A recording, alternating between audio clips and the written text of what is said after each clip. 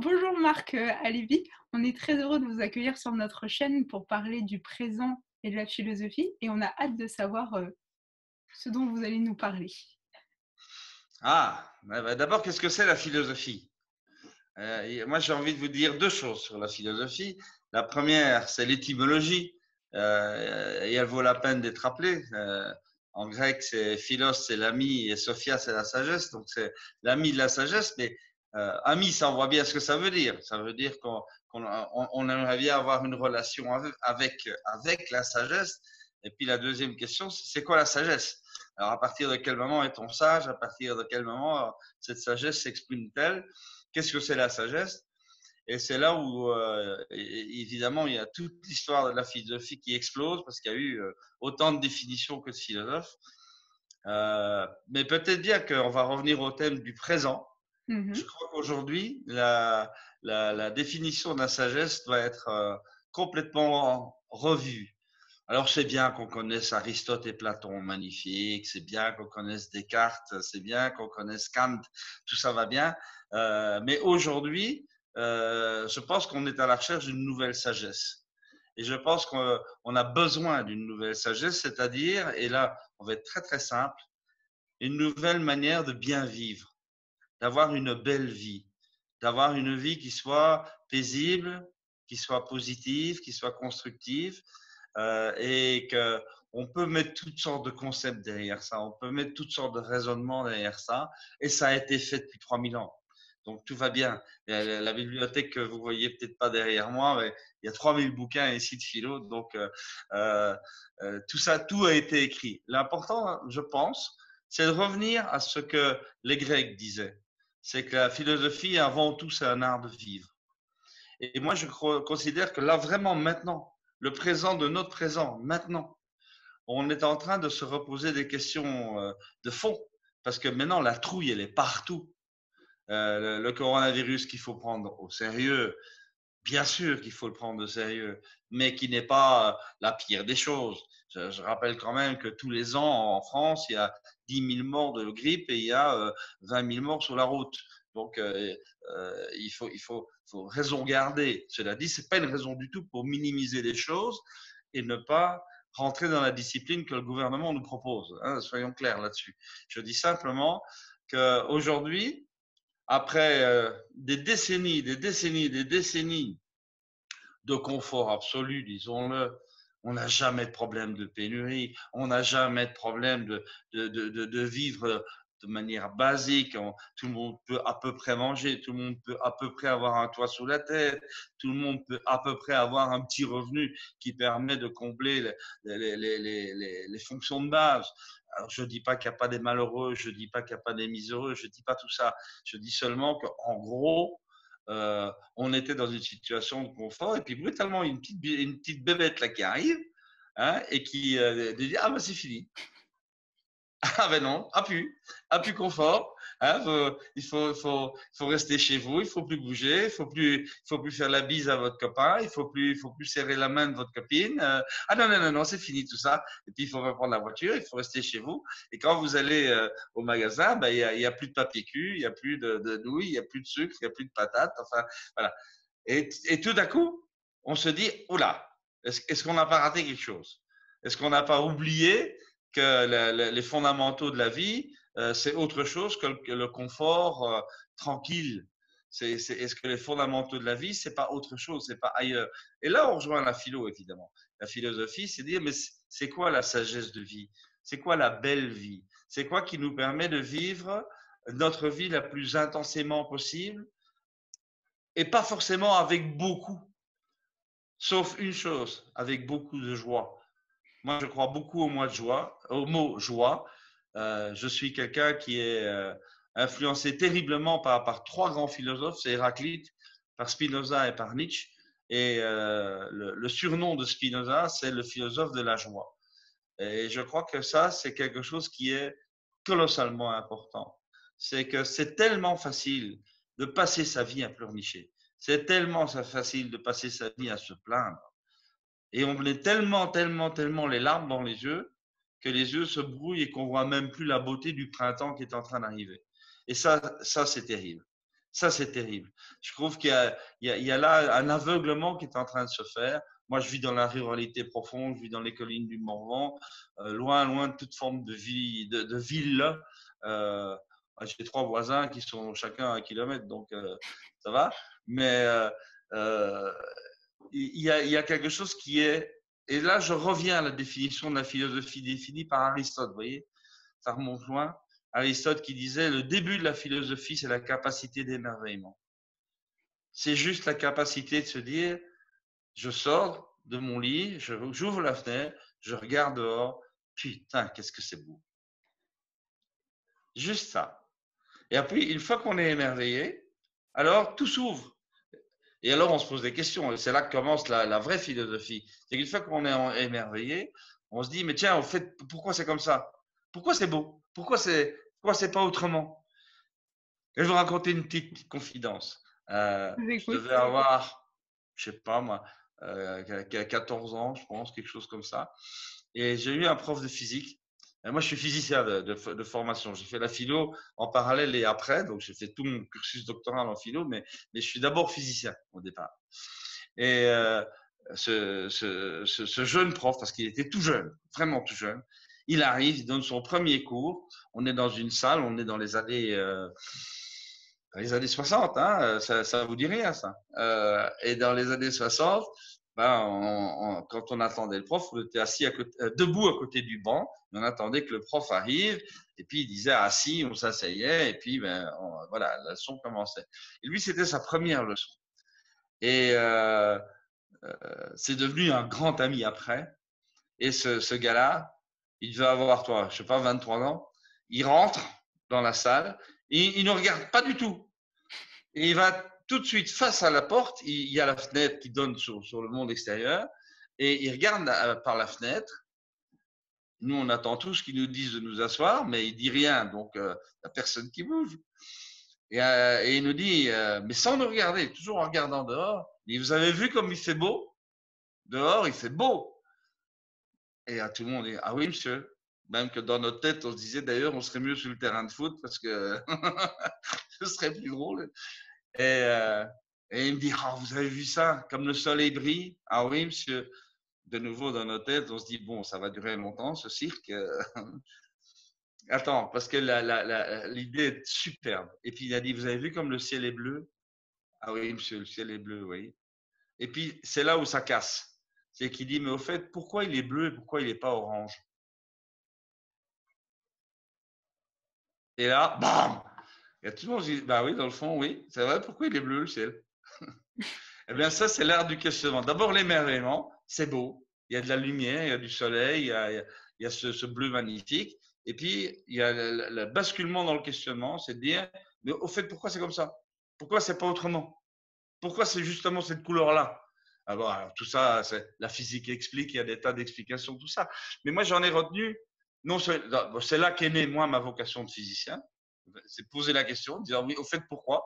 Hein? Mais derrière, c'est aussi le début de ce questionnement philosophique. Toujours se dire, mais pourquoi? Et pas seulement le pourquoi des choses compliquées, mais de la banalité de tous les jours. Pourquoi vous avez un joli sourire? Voilà, ça, c'est des choses qui sont mais colossalement importantes. Et si on passe à côté de ça, je pense qu'on passe à côté de la vie et on s'enferme dans un monde purement illusoire et artificiel et on n'est pas dans la vie.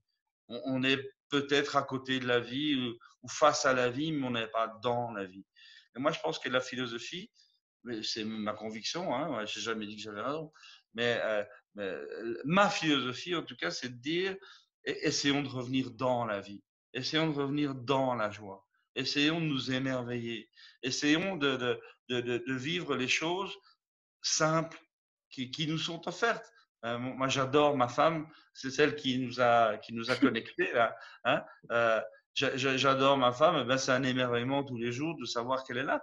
Donc, il y a quelque chose qui est de l'ordre du merveilleux, mais du merveilleux, non pas inventé et imaginaire, mais du merveilleux du réel qui est là.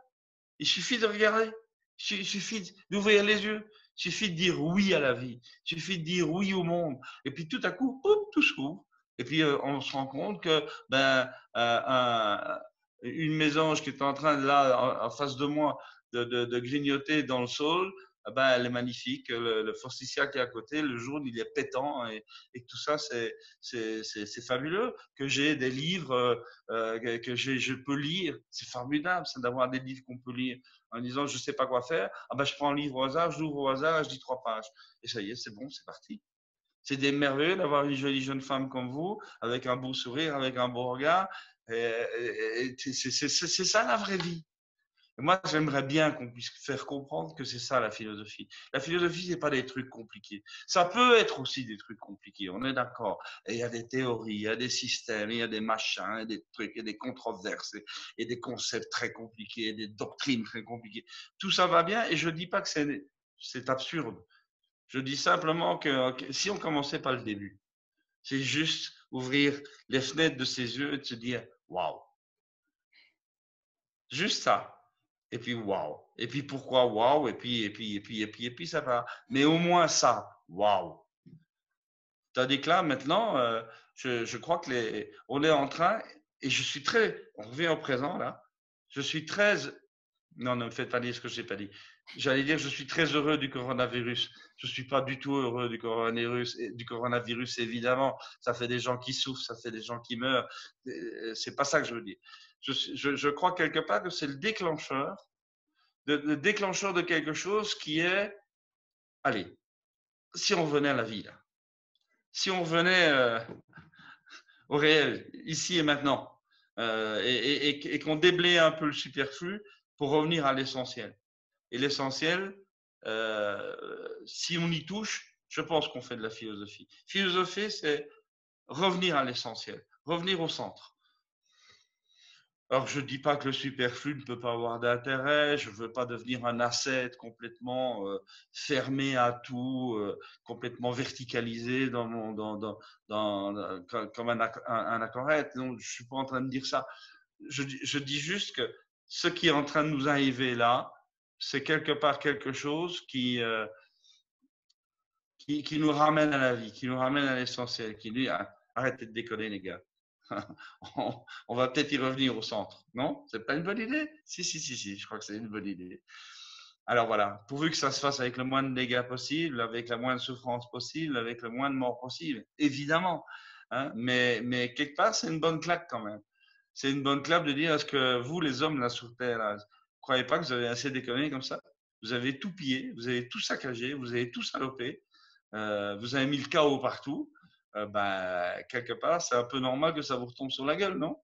Vous pourriez pas peut-être y réfléchir 2 secondes? Ce serait une bonne idée. Voilà, c'est un peu ce que le présent me, me donne comme message positif. Ce que le présent, philosophiquement parlant, me donne comme message négatif, c'est cette espèce de... Hier, j'avais un copain qui me disait à juste titre, il dit, le coronavirus est dangereux, la panique qu'il implique est beaucoup plus dangereuse. C'est que la vraie épidémie, c'est l'épidémie de panique. Alors, de nouveau, il faut prendre les choses au sérieux. Donc, il faut faire les choses sérieusement, il faut se discipliner par rapport à ça pendant quelques semaines probablement, peut-être même quelques mois, mais je pense plutôt quelques semaines. Mais cela étant posé, on voit tout de suite que quand l'homme a peur, quand l'humain a peur, son premier réflexe, c'est de chercher le bouc émissaire. C'est la faute à qui? C'est la faute à quelqu'un, forcément, vu que c'est pas la mienne. Donc c'est la faute à quelqu'un d'autre. Et donc, c'est pas parce que moi j'ai consommé comme un con pendant 40 ans, c'est pas parce que j'ai déliré complètement dans une vie de super consommation, etc. Non, non, c'est pas moi la faute. La faute, c'est, je sais pas, c'est les Chinois, c'est la mondialisation, c'est le capitalisme, je sais pas, tarte en pion ou tarte en flûte. Je relisais hier, comme vous l'avez deviné avec mon nom, je suis juif, moi, à Lévis, c'est quand même vachement juif. Je relisais hier un article qui m'a fait très peur. C'est quelqu'un qui, je crois que c'était dans Le Point ou dans Le Figaro, je ne sais plus, qui avait repris un texte qui expliquait la grande peste, dans au 14e siècle. Et ce texte est effarant. Ce texte dit, ben voilà, la grande peste, il y a des tas de gens qui meurent partout, il y a des tas de malades partout. Je rappelle quand même qu'à cette époque-là, il n'y avait pas d'antibiotiques, il n'y avait pas tout ça, donc ça devait être une hécatombe. Et ce texte dit, ben, donc il y a forcément quelqu'un qui est coupable. Comme ça peut pas être nous, forcément c'est quelqu'un d'autre. Et le quelqu'un d'autre, c'est les Juifs. Forcément, c'est les Juifs. Et alors, tout ce texte se termine en disant, donc, ben, on va tous les trucider avec moult détails. Ceux-là, on va les pendre, ceux-là, on va les écorcher, ceux-là, on va les cuire, ceux-là, on va leur trancher la tête, etc. Et je me dis, aujourd'hui, je pense qu'on n'est pas à l'abri de ça. Je ne veux pas dire que ce sera forcément les Juifs qui seront bouc émissaires. Je dis simplement qu'il faut se méfier de cette tendance qu'on a, nous, les humains, quand on a un souci, de dire c'est la faute à quelqu'un d'autre et il faut trouver le coupable. Et on invente quelque chose qui s'appelle le bouc émissaire. Et ça, c'est ce qu'il y a de plus dangereux aujourd'hui. C'est qu'on pourrait très bien avoir un vent de panique qui désigne un coupable, qui est forcément faux, évidemment. Le seul coupable, c'est un pangolin quelque part en Chine qui a développé un coronavirus qui n'était pas connu jusqu'à présent. Mais l'homme a besoin de coupable parce qu'il a besoin de se disculper lui-même en disant c'est pas du tout mon mode de vie qui est en cause, c'est pas du tout ma civilisation qui est en cause, c'est pas du tout ma manière de fonctionner qui est en cause, donc forcément ça doit être quelqu'un d'autre. Et ce quelqu'un d'autre, il faut le désigner. Alors ça peut être machin, ça peut être truc, ça peut être telle peuplade, telle religion, telle culture, telle langue, telle couleur de peau, j'en sais rien. Hein, mais c'est un réflexe que je trouve extrêmement préoccupant et qui, moi, m'intéresse beaucoup aujourd'hui. J'essaie vraiment de regarder avec beaucoup de soin si ce genre de processus n'est pas en train de s'enclencher. Je pense aujourd'hui que ce n'est pas le cas. Je pense aujourd'hui qu'il y a une information qui circule à peu près bien, à peu près partout, en tout cas en Europe, disant il n'y a pas de bouc émissaire, c'est comme ça, c'est pas de chance, mais c'est pas la faute à quelqu'un. Mais il faut être prudent quand même. Il faut être prudent de bien regarder ça. Est-ce que vous avez l'impression justement que le fait qu'on retourne à l'essentiel, ça nous empêche de désigner un bouc émissaire, peut-être? Peut-être. Alors peut-être le fait de retourner à l'essentiel, c'est quelque part de nous regarder dans un miroir aussi. Et de chercher la cause chez l'autre, mais de chercher la cause dans notre mode de vie. Je crois qu'on vit comme des dingues depuis la fin de la modernité, depuis le début du XXe siècle. En fait, on vit de manière complètement déraisonnable avec ce délire financiero-industriel qui fait qu'on saccage, on pille tout, on pollue tout, on fout tout en l'air partout. Et puis à un moment donné, de deux choses l'une, ou bien, non, avant de deux choses l'une. Donc à un moment donné, il y a quelque part une réaction qui consiste à dire arrêtez vos conneries. Et on vous envoie un avertissement, on vous envoie deux avertissements, on vous envoie trois avertissements. Et le on, c'est la nature, c'est la biosphère, c'est la terre qui nous porte et qui nous nourrit. Où on l'entend ou on l'entend pas. Alors si on l'entend, et je pense qu'on commence à l'entendre, moi je trouve que c'est une bénédiction, encore une fois, avec tout le respect pour les gens qui souffrent et qui en meurent, je pense qu'on commence à l'entendre. Et je ne sais pas si tu connais Michel Maffesoli, c'est un sociologue français très connu, qui est un bon copain. Hier, on en parlait tous les deux. Et lui, il est pessimiste. Il dit, mais de toute façon, quand on sortira de cette crise, l'homme ne prendra pas sa leçon. Et il va recommencer à faire les conneries d'avant. Moi, je défends un point de vue un peu différent. Moi, je pense beaucoup à ta génération. Je pense beaucoup qu'il y a là une autre manière de regarder le monde qui est en train de prendre conscience en disant, oh là, on va peut-être arrêter un peu les conneries. Ce qui ne veut pas dire qu'il faut devenir assez triste, pauvre, maigre. C'est pas ça dont je parle. Je dis seulement que on peut vivre. Moi, j'ai un slogan depuis trop longtemps. Je crois que nous devons entrer dans une civilisation de la frugalité. Ce mot frugalité, c'est pas une grossièreté. Frugalité, ça veut dire dans tout ce qu'on fait, faire moins mais mieux. Manger moins mais mieux. Consommer moins mais mieux. Travailler moins mais mieux. Et je pense que le moins, ça veut dire quantitativement moins. Et le mieux, ça veut dire qualitativement mieux. Je pense qu'on doit basculer de la quantité à la qualité. Et je pense que ta génération, elle est en train de comprendre ça. En tout cas pour certains. Peut-être pas pour tous, mais pour certains. Moi, j'ai 6 enfants et je vois très bien la manière. L'aîné, il a 40 ans, le plus jeune, il est venu se confiner chez nous. Il a 20 ans. Eh ben, la différence de regard sur le monde est assez importante quand même. On voit bien qu'il y a quelque chose qui est en train de se passer. On voit bien qu'il y a quelque chose qui est en train de poser les vraies bonnes questions chez ce qu'on appelle la génération Z, donc les millennials, ceux qui sont nés après 2000. Ils disent quelque part quelque chose qui ressemble à de toute façon, la vie qu'ont vécu nos parents, on la connaîtra pas parce que c'est quelque part, c'est plus la même logique.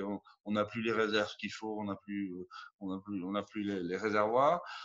Et d'autre part, ça va pas du tout, au contraire, nous empêcher d'être heureux. Donc, voilà, philosophie, la recherche de la sagesse, la recherche du bien vivre, de la belle vie. Et ils sont en train de construire une nouvelle belle vie. Et moi, je suis à plein pot avec eux, avec toi donc, et avec ta génération et avec ce que vous faites dans ton assos, parce que je pense que c'est vraiment ça qu'il faut faire, c'est de dire à cette génération-là que tu es, de leur dire, écoutez les gars, vous avez un monde à reconstruire et vous pouvez compter sur nous. On va venir. C'est nous qui avons qui avons sali les écuries, on va les nettoyer et puis on vous aidera. Enfin, aidera, vous n'avez pas besoin d'aide, mais on vous accompagnera en tout cas.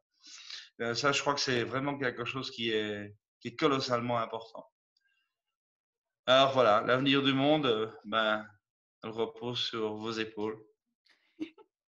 Merci pour nous mettre la pression. Ce sera votre monde, donc vous vous mettez la pression vous-même quelque part. Hein? Voilà, donc voilà, le présent, oui, je crois qu'on vit quelque chose là maintenant qui est qui est un événement. Alors, est-ce que ce sera lui qui sera le vrai déclencheur? Est-ce que c'est ce coronavirus qui va brutalement, comme par miracle, faire basculer le monde dans une nouvelle sagesse intelligente? J'en sais rien, je ne demande qu'à le croire, mais je suis quand même un petit peu sceptique là. Mais au moins, ça y contribuera. Je pense qu'avec ce qui est en train de se passer là maintenant, les mémoires sont imprégnées de ça. Et je pense que derrière, dans le fond de la tête de beaucoup de gens, ils disent, oula, là, on a quand même vécu un truc pas normal et ça va recommencer, c'est clair. Il n'y a aucune raison que dans 3 mois, dans 6 mois, dans 1 an, il n'y ait pas une autre pandémie qui se déclenche pour les mêmes raisons. Le monde est sans dessus dessous, la pollution est partout, le chaos climatique, il est là. Donc, il n'y a aucune raison comme toutes les causes restent là, il n'y a aucune raison qu'il n'y ait pas des effets similaires qui puissent apparaître. Le problème c'est qu'il faut prendre la leçon de ce qu'on est en train de vivre. Et prendre la leçon de ce qu'on est en train de vivre, c'est d'arrêter les conneries, arrêter nos bêtises, arrêter de croire qu'il suffit de fermer les frontières pour que le virus ne passe pas. Voilà, qu'on est dans une situation sanitaire quand même relativement incroyable où ce qui manque, c'est des masques et des gants. Attends, ça fait des milliers d'années qu'on fabrique des masques et des gants. Alors, qui n'est pas le vaccin qui va bien, je comprends bien. Qui n'est pas vraiment la bonne pilule qui va bien pour guérir, ça je comprends. Il faut laisser le temps aux scientifiques de travailler. Mais qui n'est pas de gants. Attends, on est où là? C'est juste de l'infantilisme, c'est juste de l'imprévoyance, c'est juste cette espèce de naïveté qui consiste à dire, nous, il peut rien nous arriver. Il va jamais rien nous arriver parce qu'on est au-dessus de tout ça. Nous, les hommes supérieurs, c'est nous. Il n'y a pas de problème. Bah non, pas de peau. C'est con. Hein. Voilà. Donc, tu vois, ce que je sens aujourd'hui, c'est la possibilité d'une prise de conscience. Alors, si tu regardes le monde, la prise de conscience en question, elle n'est pas la même partout. Hein. On ne parle pas de la même chose. Il est extrêmement clair que moi, je suis à moitié américain, donc la moitié de ma famille est aux États-Unis. J'ai 2 de mes enfants aux États-Unis. Ils ne voient pas du tout le problème du coronavirus comme nous, on le voit en Europe. Pour eux, c'est de toute façon, la science vaincra. Nous, la puissance américaine, on a tout ce qu'il faut pour trouver les médicaments qu'il faut et tout se passera bien. Et puis, oui, là, il faut qu'on panique un peu, mais pas bien longtemps. Et puis, tout reprendra sa place et tout recommencera comme avant. Ça, c'est typiquement américain. Je pense qu'en Europe, on n'en est pas là. On est beaucoup plus mature en Europe. Je pense qu'on est en train de se dire, ça recommencera pas comme avant. Je ne sais pas si tu regardes un peu les journaux et tout ce qui est presse et tout ça. C'est quand même un message qui est récurrent depuis un mois maintenant. C'est dire, il y a quelque chose qui est cassé. Il va falloir qu'on change les lunettes. Il va falloir qu'on regarde le monde autrement. Il va falloir qu'on regarde la vie autrement. Et je pense que là, on est au cœur de la philosophie. C'est justement regarder la vie telle qu'elle est, non pas telle qu'on voudrait qu'elle soit. Et que là, aujourd'hui, on reçoit quand même quelques claques. Et on se dit, peut-être la peine de nettoyer un peu les lunettes et de regarder un petit peu mieux parce que on est, on est mal. On est mal pourquoi? Parce que d'abord, on a la trouille, mais derrière, surtout, c'est parce qu'il y a de la souffrance, c'est parce qu'il y a de la mort. Parce que la trouille, mon Dieu, ça se gère, mais la souffrance et la mort, c'est autre chose quand même. Et donc, moi, je pense que là, allez, on est peut-être en train de passer un seuil qui va vers du plus haut. Espérons. Et comment est-ce que vous envisagez la vie une fois qu'on aura passé ce cap, qu'on sera dans le plus haut, justement? Bon, alors, envisager la vie, donc il faut parler de la vie à l'intérieur et de la vie à l'extérieur. La vie à l'extérieur, j'ai tout à l'heure utilisé le mot frugalité, je pense qu'il est temps qu'on y aille, hein, que ça sert à rien. L'hyperconsommation est une absurdité. C'est pas parce que tu consommes beaucoup que tu es très heureuse. Le bonheur et la consommation sont deux choses qui sont complètement différentes. Et moi, je suis gourmand et j'aime bien boire un verre de bon vin et j'aime bien faire un bon repas avec ma femme. Tout ça va bien, hein, mais je veux dire, c'est pas de l'hyperconsommation, ça.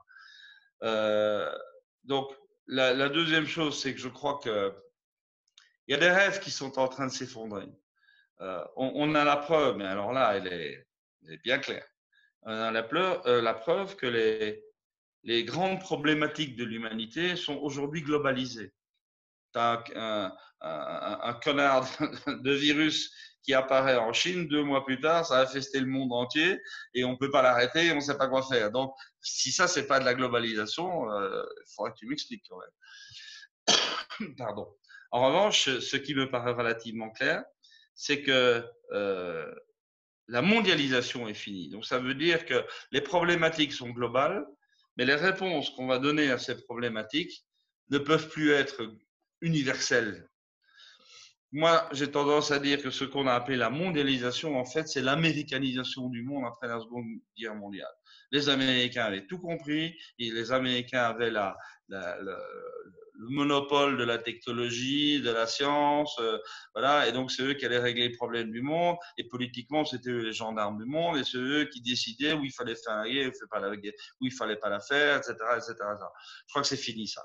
Aujourd'hui, c'est fini. Extrêmement clairement, M. Trump, qu'on aime ou qu'on n'aime pas, mais il a au moins compris une chose, c'est que plus il reste chez lui, mieux on s'en porte. Donc, on est là devant une non-mondialisation. Alors, c'est quoi la réponse? Comment on fait pour traiter des problèmes globaux sans retomber dans son petit village, quoi, en disant, moi, je m'occupe de mon village et le reste du monde, il peut crever. Donc, je pense qu'aujourd'hui, on est en train de vivre quelque chose qui s'appelle la continentalisation. Donc, je pense que l'Europe est un continent et que l'Europe est un bassin culturel relativement homogène qui a une manière d'aborder les problèmes et de les résoudre qui est à elle, sans pour autant avoir le quelconque mépris pour un autre bassin culturel, quel qu'il soit. Hein. Je dis simplement que l'Europe, ça fait sens. Et qu'aujourd'hui, on est loin d'avoir une vraie Europe fédérale. On est toujours dans l'Europe des nations. Hein. Tu sais, une pyramide de pyramides. Hein. Euh, euh, moi, je pense qu'il faudrait aller vers quelque chose qui est plus à la fois continental et de proximité. Donc, l'un n'exclut pas l'autre. Je pense que le monde de l'économie, par exemple, va de plus en plus aller vers l'économie de proximité. Ta génération le sait infiniment mieux que les générations précédentes, c'est que c'est aberrant d'aller acheter des fraises qui viennent du Cap au mois de décembre. C'est juste une connerie. Hein. Donc, ça n'a pas de sens. Donc, on mange des fraises quand au mois de juin, quand les fraises, elles poussent là toutes seules dans le jardin next door. Quoi. On ne va pas aller en chercher au Cap au mois de décembre. Donc, une économie de proximité, une économie avec de moins en moins d'intermédiaires, ça, c'est notamment la toile qui nous aide à faire ça, et une économie de saisonnalité, enfin, de localisation, etc. Donc, à la fois local et continental. Et je crois que la dialectique demain, ça va être ça. Ça va être ça la grande discussion. Donc, du point de vue politique, je verrais ça plutôt du point de vue continental. Du point de vue économique, je verrais ça plutôt du côté local, proximité, l'économie de proximité. Ce qui permettrait aussi, et la technologie nous le permet, et on le voit bien aujourd'hui, parce que ça aussi, c'est un phénomène extraordinaire, c'est le télétravail. Là, comme par hasard, on découvre que le télétravail, c'est possible. Attends, ça fait 20 ans qu'il est possible, le télétravail. Déjà, personne ne le faisait parce que les mentalités n'étaient pas celles-là. C'était dit, il faut absolument être au bureau tous les matins à 8h27 et voilà, c'est comme ça. Et maintenant, on ne peut plus être au bureau à 8h27. Donc, on se dit, on fait comment? Ah ben, télétravail. Ah ben oui, merde, tiens, ça existe, ça marche. Ben oui, ça marche pas pour tous les métiers, évidemment. Le tourneur sur métal ou le scieur en long dans une scierie, eh ben, il doit forcément aller à la scierie ou à son atelier. Mais ça concerne encore 17% de la population. 17%.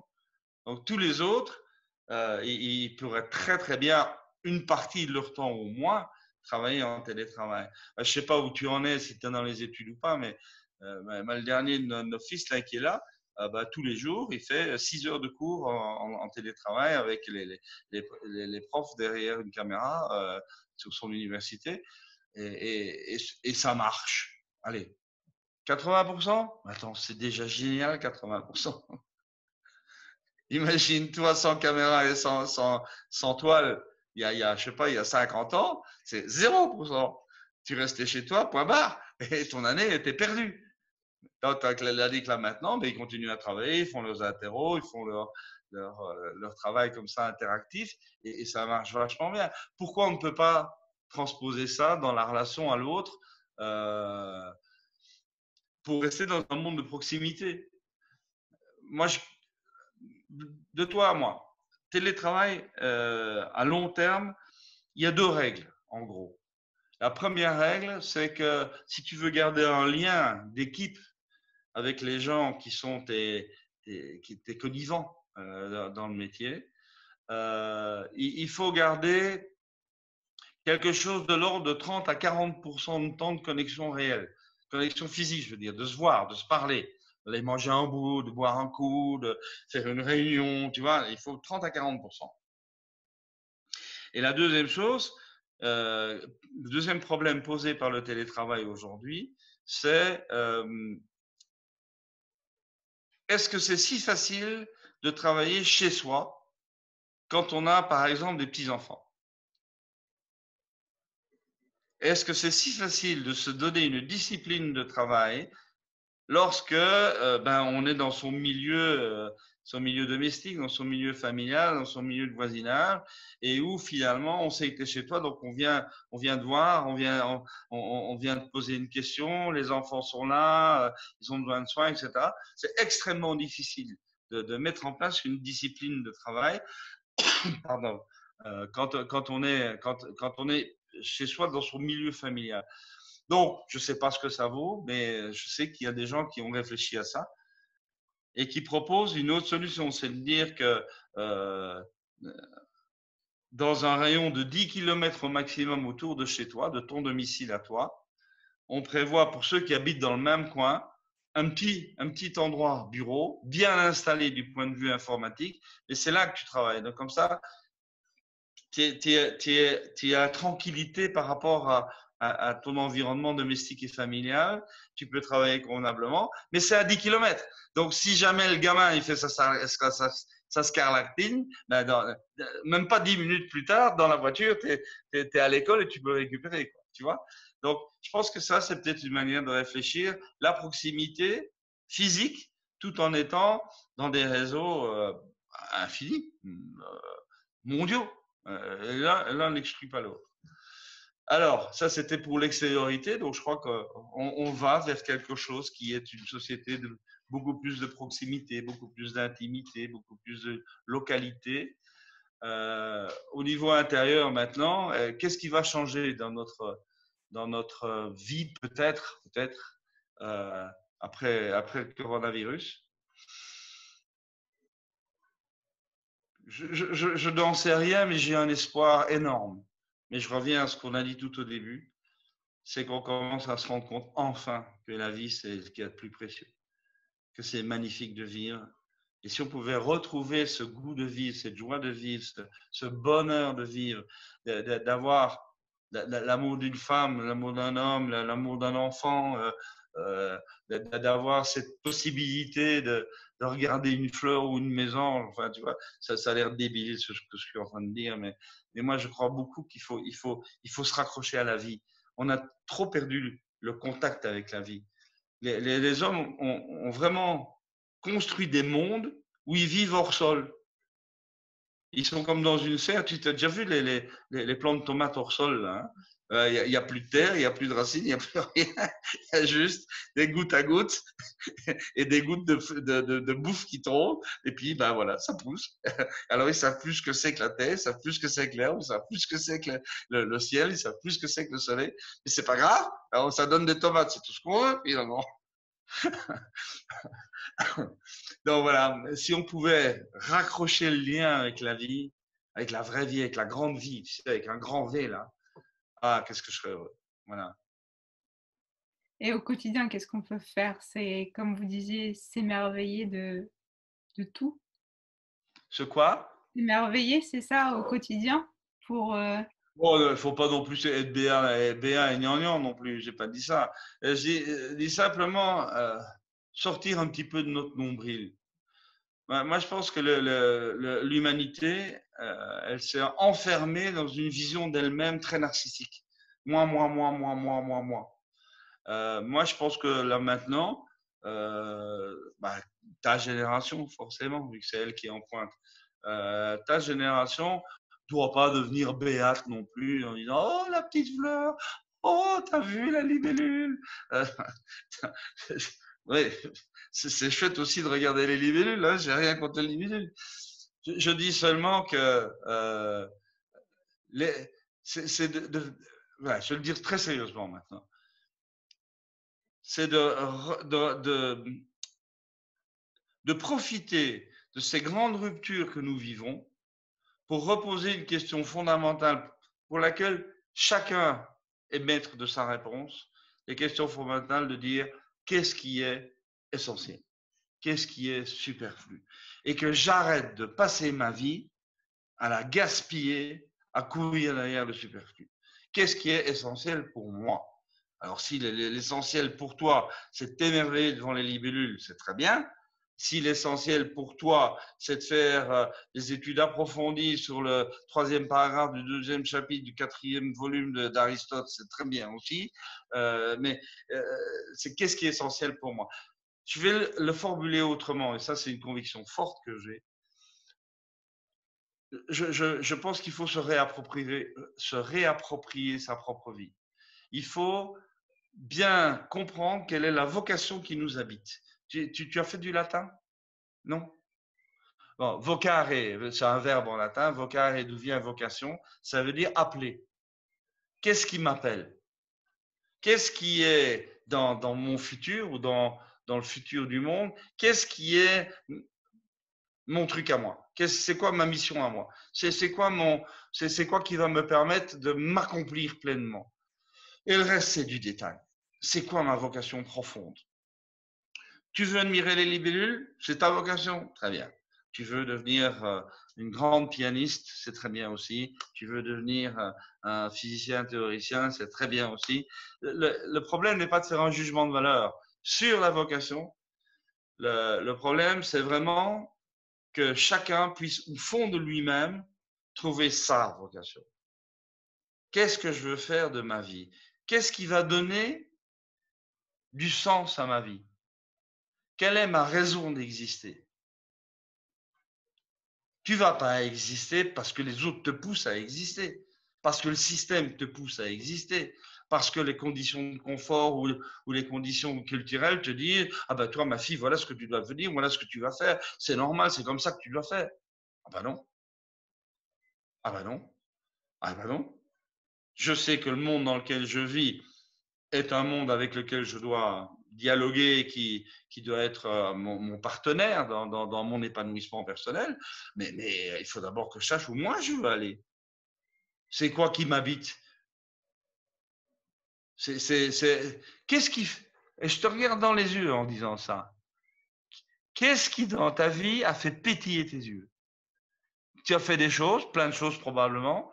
Il y a des choses qui très probablement, quand tu y repenses, boum, ça y est, les petites lumières sont là. Hein? Ah ben, c'est ça ta vocation. Va y voir. Vas-y voir, comme on dit en Bourgogne. Vas-y voir. Hein? Et c'est là où tu vas trouver ce qui t'habite, ta vocation, ce qui t'appelle. Qu'est-ce qui te fait pétiller les yeux? C'est ça qui est important. Et puis après, bah, tu construis ton chemin. Et bien sûr, le monde est là. Et bien sûr, le monde est plein d'obstacles. Et bien sûr, les autres peuvent être des aides ou des ennemis. Mais bien sûr. Mais tout ça, c'est vrai. Mais au moins, tu auras ton fil rouge. Quelle est ta raison d'exister? Je vais le dire encore autrement. Au service de quoi veux-tu mettre ta vie? Au service de ton petit nombril? Et faire plaisir à moi toute seule dans mon coin? T'as vite fait le tour. Hein? L'autre manière de faire, c'est de dire, ben, je vais me mettre au service de quelque chose qui me dépasse. Alors, moi, je suis pas religieux, donc c'est pas forcément, je me mets au service de la Sainte Vierge Marie, de petit Jésus. Et même s'il y en a qui disent ça, c'est très bien. C'est vraiment with all respect, comme on dit. Hein, mais non, je suis pas en train de parler de ça. Je dis simplement, la vie ne prend sens et valeur que si on la met au service de quelque chose de plus grand que soi. Alors, ça peut être quoi? C'est à toi de décider. Moi, j'en sais rien. Je n'ai pas de réponse universelle. Si j'avais la réponse universelle, il y a longtemps que je serais milliardaire. Hein. Parce qu'il y en a beaucoup qui sont à la recherche. Donc, je ne sais pas quelle est la bonne réponse, mais je crois savoir quelle est la bonne question. Et ça, je reviens à ma définition de la philosophie. La philosophie, à mon avis, c'est ça. C'est d'arriver à poser la bonne question tout en étant très prudent sur les réponses, en disant, je pense que ça, c'est la bonne question, mais il y a plusieurs réponses possibles. Et qui suis-je moi pour décider à ta place quelle est ta bonne réponse? Ce n'est pas mon rôle. En revanche, si je peux t'aider à poser la bonne question, là, je fais mon boulot de philosophe. Je suis clair en disant ça? Je pense, oui. Voilà. Et alors, tout à l'heure, vous citiez 3 philosophes, Héraclite, Nietzsche et Spinoza. Spinoza. Qu'est-ce qu'ils peuvent nous apprendre, s'ils peuvent nous apprendre quelque chose, leur réflexion sur le présent? Bah, allez, pour être extrêmement compact, et j'espère qu'il n'y a pas d'autres philosophes professionnels qui nous entendent parce qu'ils vont dire celui-là, il va un peu trop vite. Héraclite, moi, m'a appris une chose fondamentale, c'est que rien n'est permanent et que tout se transforme tout le temps. Il n'y a pas quelque chose qui ne bouge pas. Tout bouge tout le temps. Tout est vivant. Tout est vie. Et que, en grec, il disait pantarei, tout coule. Tu vois, c'est comme le fleuve qui coule. Où il disait aussi, on ne se baigne jamais deux fois dans le même fleuve. En disant, ben, si tu retournes dans le fleuve de demain, c'est pas du tout la même eau, c'est pas du tout le même courant, c'est pas du tout la même sensation. On se baigne jamais deux fois dans le même fleuve, etc. etc. Donc, pour moi, Héraclite, c'est celui qui m'a appris ça. C'est ce principe d'impermanence. Arrêtez de croire qu'il y a des choses définitives. Il n'y a jamais rien de définitif dans ce bas monde parce que c'est vivant. Parce que si quelque chose est définitif, c'est qu'il est mort. Il ne bouge plus. Mais moi, je connais qu'une seule chose qui ne bouge plus, c'est les cadavres. Donc, je préfère la vie. Donc, l'impermanence, je préfère ce qui change, ce qui se transforme tout le temps, parce que c'est ça la vie. Voilà. Donc, ça, c'est Héraclite. Spinoza. Alors, Spinoza, lui, il m'a appris quelque chose de fabuleux. C'est que, bah, en fait, j'étais très spinoziste quand je te parlais tout à l'heure de la vocation et d'aller au bout de soi-même. Ben, il dit ça, Héraclite. Il dit, il dit ça, Spinoza. Il appelait ça le conatus. Bon, voilà, ok, c'est un mot latin, ça fait bien dans la conversation de salon, mais il appelait ça comme ça. Le conatus, c'est dire que tout ce qui existe a tendance à aller au bout de lui-même, aller au mieux de lui-même, de s'accomplir complètement. Moi, j'ai appelé ça la vocation tout à l'heure quand on en parlait tous les deux, mais en gros, ça revient au même. C'est l'idée de dire, nous sommes tous poussés de l'intérieur à aller au bout, à exploiter tous nos talents, aller au bout de tout ce qu'on est capable de faire, aller au mieux de nous-mêmes, tout le temps. Encore faut-il savoir quelle est cette vocation, quel est ce qu'on a tous, et de pouvoir le repérer de manière à s'inscrire dans cette logique-là. Alors, est-ce que moi, je peux devenir aussi bon pianiste ou compositeur que Mozart? La réponse est non. Donc, ça ne sert à rien de croire que ma vocation, c'est d'être Mozart. Je ne serai jamais Mozart. Par contre, essayer d'être le mieux possible à Lévis, c'est pas con quand même. Tu vois ce que je veux dire, hein, ta vocation, c'est pas une question d'être quelqu'un, d'être très génial ou très connu ou très célèbre. C'est pas ça le débat. Le débat, c'est d'aller au bout de toi-même pour toi et pour ceux qui t'entourent. Pourquoi pour ceux qui t'entourent? Parce que si tu rates ta vocation, si tu rates le chemin qui est le tien, non seulement toi, tu ne seras pas heureux, ça c'est la grande thèse de Spinoza, tu ne peux être heureux qu'en étant sur ton chemin, mais tu ne pourras pas rendre les gens autour de toi heureux. Parce que la joie est contagieuse. S'accomplir soi, c'est accomplir ce qui est autour de soi. Tu ne peux pas t'accomplir toi tout seul dans ton coin, autour de ton nombril, en considérant les autres comme étant des instruments. Tu ne peux t'accomplir toi qu'en accomplissant aussi ce qu'il y a autour de toi. Et donc, il y a une espèce de réciprocité d'accomplissement qui est, appelons ça l'amour, appelons ça l'amitié, appelle ça comme tu veux. Je dis, ça, c'est le cœur de la doctrine de Spinoza. Donc, c'est s'accomplir, en s'accomplissant, accomplir ce qu'il y a autour de soi, et que la récompense, oui, ça, pourquoi pas. La récompense de l'accomplissement, c'est la joie. La joie, mais avec un J majuscule. Hein. Et donc, il y a là quelque chose qui est le deuxième message. Alors, Nietzsche. Alors, Nietzsche. Je viens de terminer un bouquin sur Nietzsche qui est un peu mon papa. Moi, comme je n'ai pas connu mon papa, il est mort 2 mois avant ma naissance. Donc, j'ai décidé que j'avais 2 papas. J'en avais un en sciences, ça s'appelle Albert Einstein, et j'en ai un philo qui s'appelle Friedrich Nietzsche. C'est plus simple. Comme ça, au moins, on est. Voilà. Et donc, Nietzsche, je l'ai étudié, mais alors, dans tous les sens possibles et imaginables. Alors, qu'est-ce qu'il m'a appris, Nietzsche? 2 choses. La première, c'est une petite phrase, et tu vas voir que ça rejoint Spinoza. Et d'ailleurs, Nietzsche, à un moment donné de sa vie, à la fin de sa vie, a dit Spinoza était mon précurseur et je ne le savais pas. Parce qu'il n'avait jamais lu Spinoza. Donc, ce que Nietzsche m'a offert, c'est ce dont j'ai fait ma devise de vie. Et cette phrase, elle est magnifique. Elle est un petit peu inspirée de Pindare. Si tu vois peut-être qui est Pindare, c'est un poète grec. Cette phrase, elle est sublime, je trouve. Écoute bien. Deviens ce que tu es et fais ce que toi seul peux faire. Deviens ce que tu es et fais ce que toi seul peux faire. Donc, il met en avant l'idée de la vocation, hein, deviens ce que tu es. Donc, la vocation, tu l'as là, mais elle est potentielle. Il faut l'actualiser.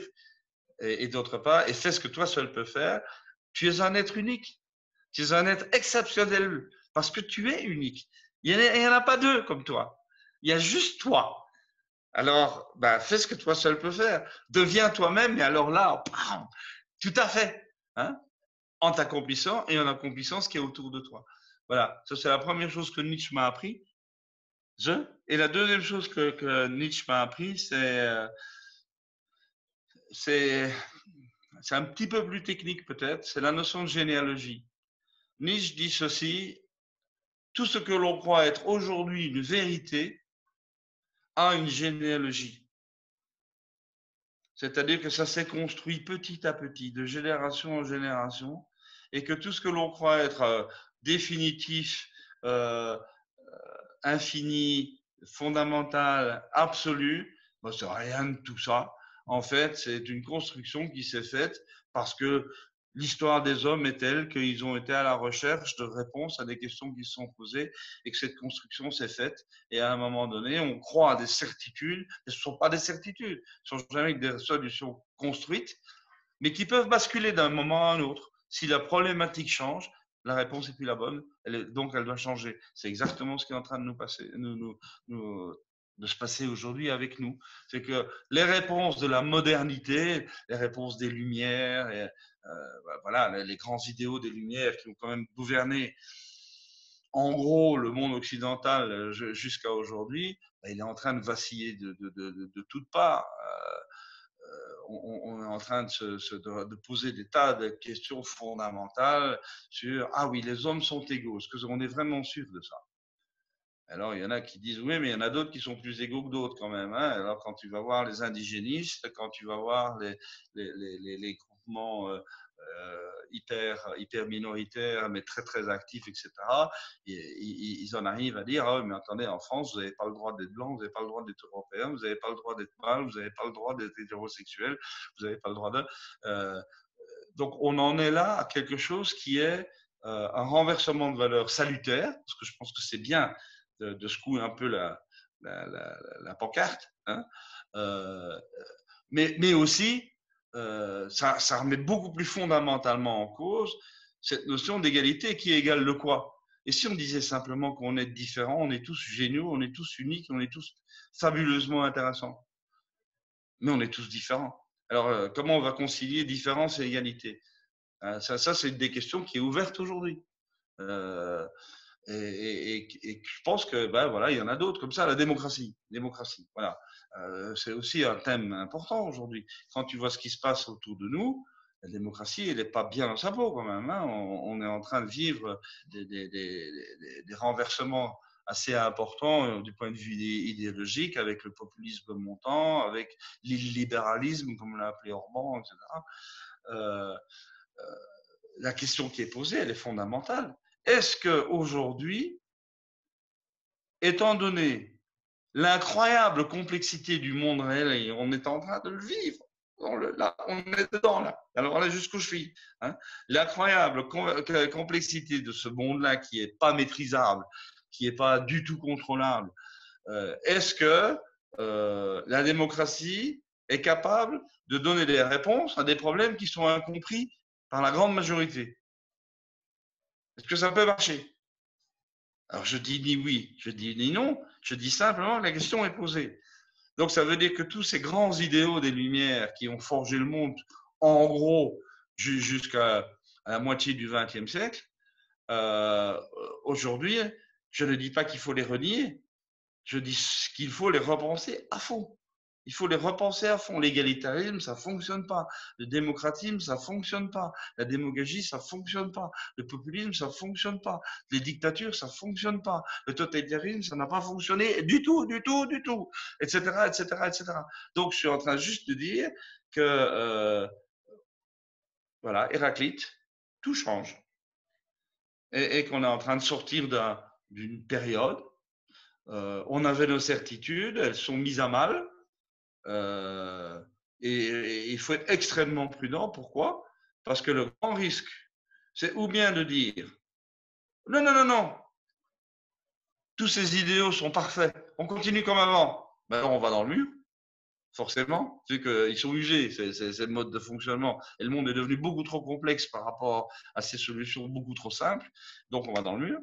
Deuxième solution épouvantable, c'est de dire on vous l'avait bien dit depuis longtemps, c'était des conneries, tout ça. Il faut retourner à avant, au bon vieux temps, au paradis terrestre, à l'âge d'or. Mais l'âge d'or, il n'a jamais existé. Il n'y a jamais eu de paradis terrestre. Il n'y a jamais eu de bon vieux temps. Moi, je suis né au tout début des années 50. Moi, j'ai connu une grand-mère adoptive. Je peux te dire que sa vie, si elle avait eu un lave-vaisselle et un lave-linge, elle aurait été vachement contente quand même. Donc, l'âge d'or, il n'a pas existé nulle part. Donc, les gens qui sont des passéistes, comment on appelle ça, des nostalgiques, ils sont hyper dangereux parce qu'ils veulent revenir à quelque chose qui n'a jamais existé. Donc, on n'a plus qu'une troisième solution, c'est de dire, bon, le système actuel, ben, il est en bout de course, il ne faut pas cracher dans la soupe, il est juste en bout de course. Retourner en arrière, c'est juste un délire total.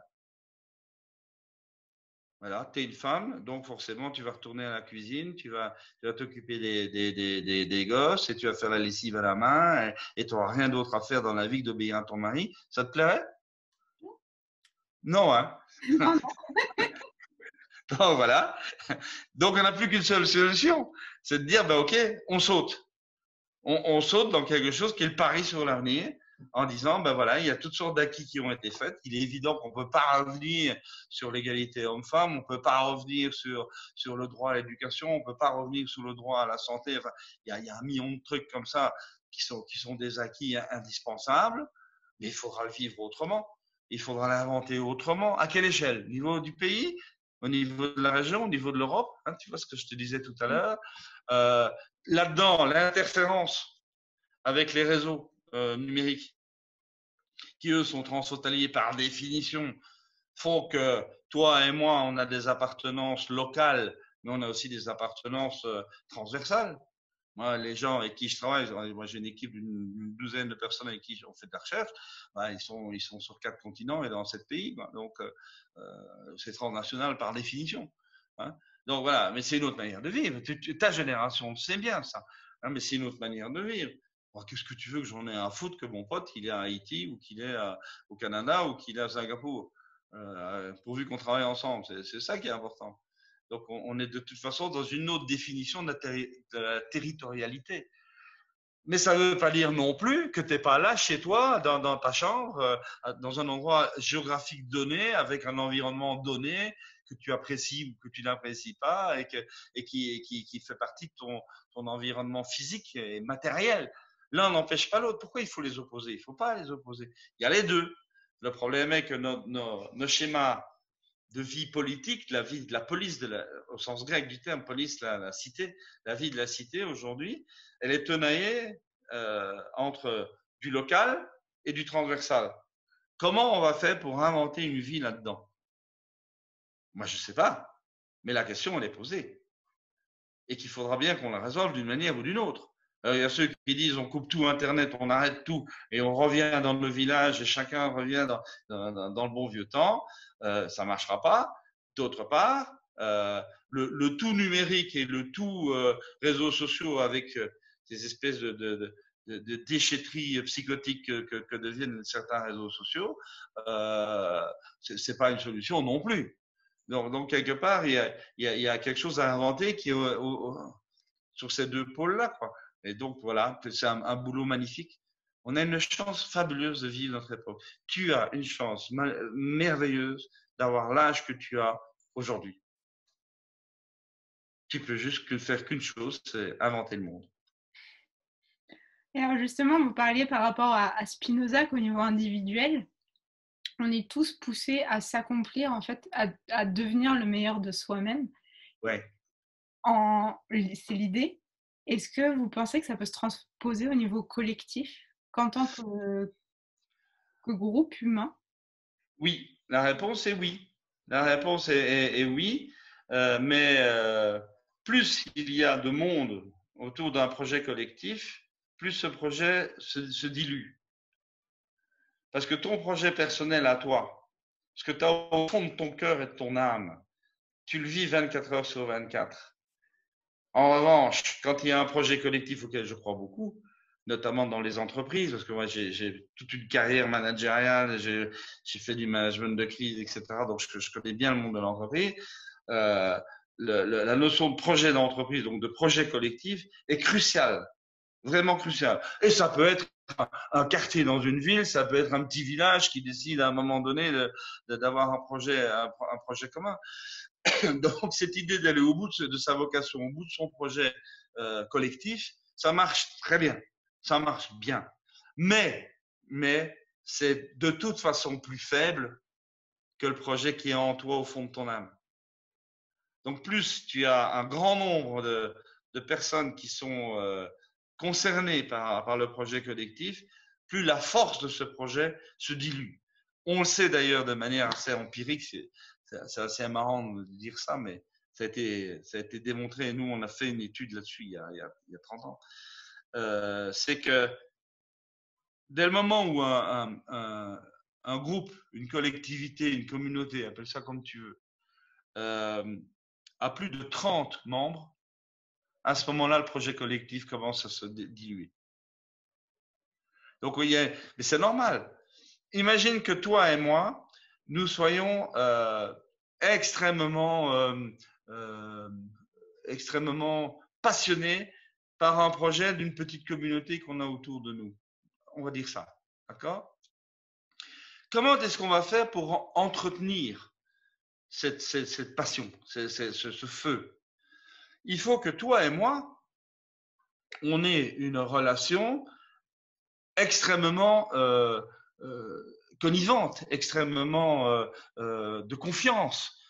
C'est pas une relation qu'on décrète en s'écrivant de temps en temps un bout de papier. Hein, c'est quelque chose qu'on doit vivre au quotidien et qui va faire que on est bien dans le même bateau quelque part et qu'on vit le bateau ensemble. Bon, le fait est que ces relations personnelles de connivence et de confiance, on peut pas en gérer 1 milliard. Chaque être humain a ses limites.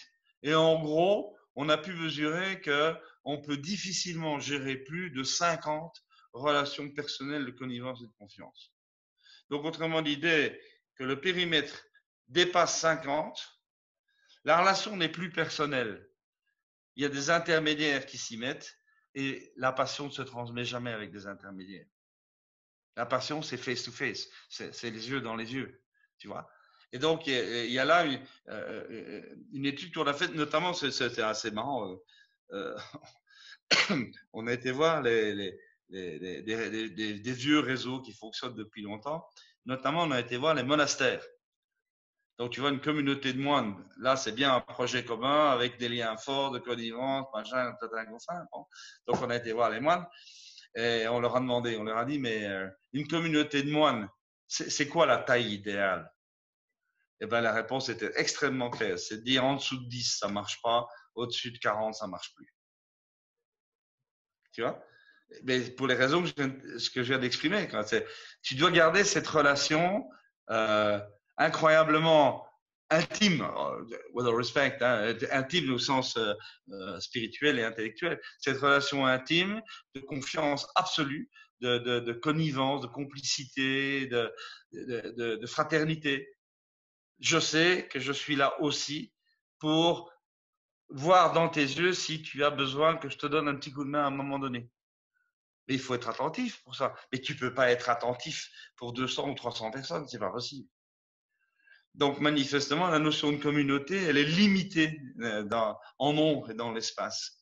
Mais si on reste dans ces limites-là, je réponds donc à ta question, oui, bien sûr, La notion de vocation collective existe, la notion de projet collectif existe, la notion d'accomplissement collectif existe, et donc la notion de joie collective existe. Il y avait un très joli mot au Moyen-Âge, mais bon, il a été oublié, je pense un peu. Mais en français, cette joie collective, en plus des individus qui vient du fait de la complicité entre eux, ils appelaient ça l'égrégore. Mais c'est un mot qui était un petit peu perdu, je pense. C'est dommage. C'est un joli mot. Et alors, si nous, en tant qu'individus, on arrive à trouver notre vocation en se remémorant des souvenirs, etc., voir ce qui pétille dans nos yeux, au niveau collectif, comment est-ce qu'on peut réussir à le trouver? Ah, ça, c'est une énorme, terrible question. Au niveau d'une communauté, qu'est-ce qui fait qu'une collectivité peut enclencher ou pas une complicité? Alors, il y en a une qui est vieille comme le monde. Et la plupart des communautés qui ont fonctionné et qui fonctionnent toujours aujourd'hui sont de cet acabit-là, à savoir, elles ont un patrimoine commun. Et donc, c'est ce patrimoine commun qui fait que, OK, on s'intéresse au patrimoine et on veut en faire quelque chose. Je parle d'une communauté juive, par exemple. Je parle de mon monde à moi que je connais mieux, mais pas seulement. Il y a une tradition, il y a une connaissance, il y a des rites, il y a une langue qui est un peu oubliée. On met tout ça ensemble, et ça, c'est un patrimoine, et ce patrimoine, eh ben, c'est celui-là qui rassemble. Alors, il y a une autre démarche, et celle-là, c'est une autre communauté que je connais très très bien parce que ça fait 20 ans qu'ils me font l'honneur de m'utiliser comme leur conseiller. C'est ce qui se passe dans les compagnonnages, chez les compagnons du devoir. Tu connais ça? Là, le problème, il est pas vraiment de gérer un patrimoine, quoique, un patrimoine culturel comme les Juifs en disant on doit transmettre. Dans le fond, c'est très similaire. On a un patrimoine commun qui est le métier, qui est ce qu'on a dans les mains, hein, la virtuosité des mains, disent les compagnons, c'est magnifique ça. Mais il faut le transmettre. Il faut le transmettre, et donc notre vocation, disent-ils, c'est, étant donné 1000 ans de savoir-faire à un niveau délirant, eh bien, notre vocation, c'est de le transmettre aux petits gars qui arrivent. Et on doit tout faire pour que ces savoir-faire se transmettent et qu'entre eux, ils puissent à nouveau continuer à construire ou à développer ce patrimoine, à le faire fructifier, à l'utiliser à bon escient, dans une éthique importante, hein, dans une morale qui tienne la route, etc.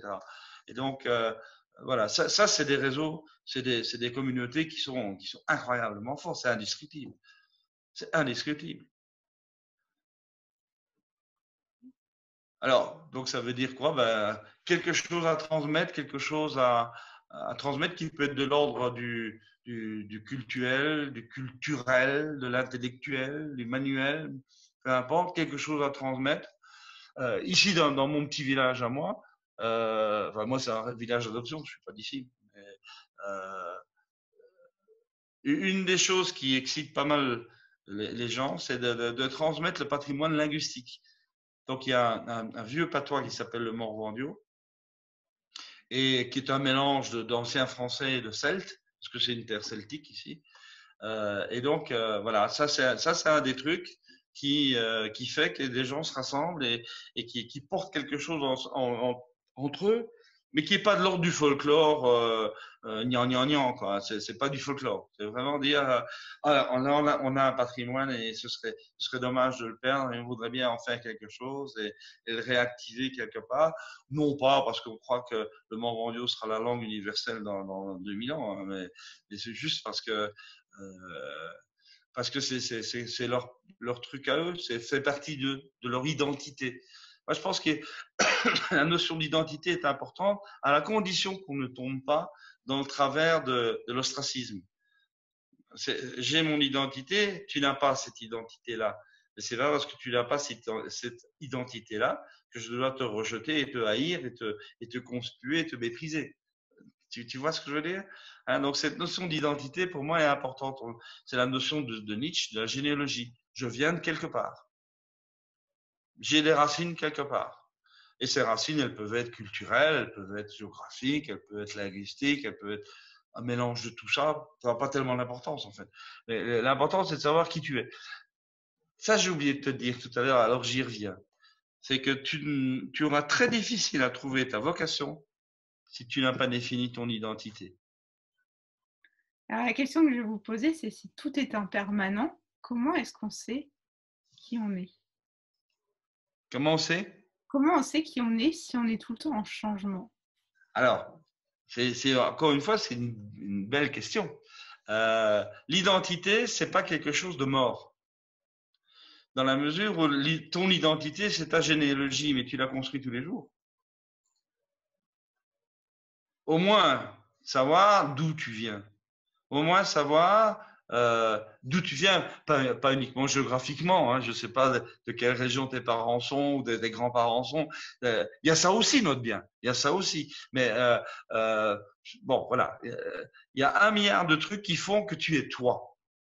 Et que ce toi, il est unique au monde.